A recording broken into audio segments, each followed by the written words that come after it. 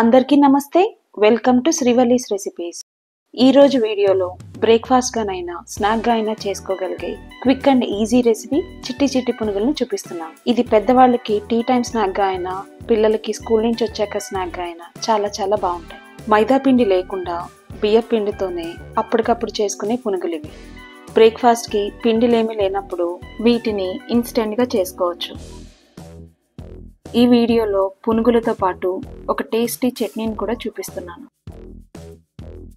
వీటిని ఎలా తయారు చేయాలో చూసేద్దామా? ముందుగా ఒక కప్పు సగ్గుబియ్యం తీసుకోవాలి. సగ్గుబియ్యాన్ని 2 నుంచి 3 నిమిషాల వరకు లో ఫ్లేమ్లో బాగా వేయించుకోవాలి. ఇవి కొంచెం చల్లారిన తర్వాత మిక్సీ జార్లో వేసి మెత్తగా పౌడర్ చేసుకోవాలి.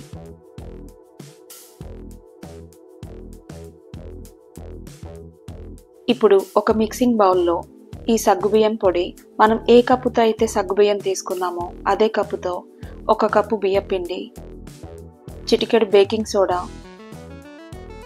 1 కప్పు పెరుగు, 1 కప్పు ఉల్లిపాయ ముక్కలు, 2 నుంచి 3 పచ్చిమిరపకాయలు ముక్కలుగా కట్ చేసుకున్నవి,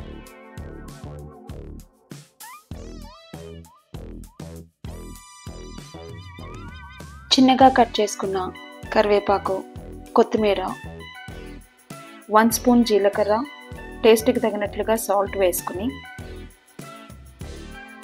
అన్నీ బాగా మిక్స్ అయ్యేలా కలుపుకోవాలి.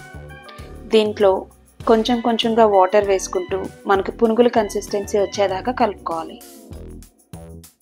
ఇలా రెడీ చేసుకున్న పిండిని 10 నుంచి 15 నిమిషాల వరకు పక్కకు పెట్టుకోవాలి. ఈలోపు మనం చట్నీ తయారు చేసుకుందాం. ఒక మిక్సీ జార్లో 1 కప్పు పుట్నాల పప్పు, 1/2 కప్పు కొబ్బరి, మీ కారానికి సరిపడేలా పచ్చిమిర్చి, చిన్న ఉసిరికాయ సైజ్ అంత చింతపండు,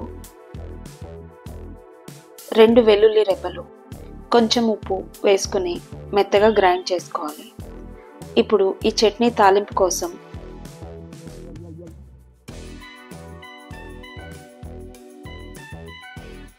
ఆవాలు, జీలకర్ర, ఎండుమిర్చి, కరివేపాకు వేసి తాలింపు పెట్టుకుని చట్నీలో కలుపుకోవాలి. మనం ఆల్రెడీ రెడీ చేసి పెట్టుకున్న పిండిని ఇంకొకసారి కలుపుకుని అవసరమైతే కొంచెం వాటర్ కలుపుకోవాలి. ఒకవేళ పిండి జారుడుగా అయినట్లయితే కొంచెం బియ్యం పిండి వేసుకోవాలి. ఇలా కలుపుకున్న పిండిని వేడివేడి నూనెలో చిన్న చిన్న పునుగులుగా వేసుకోవాలి.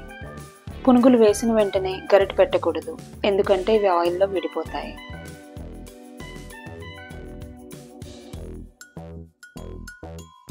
కాసేపు పునుగులు వేగిన తర్వాత మాత్రమే వాటిని రెండో వైపుకు కదుపుకొని బాగా వేపుకోవాలి.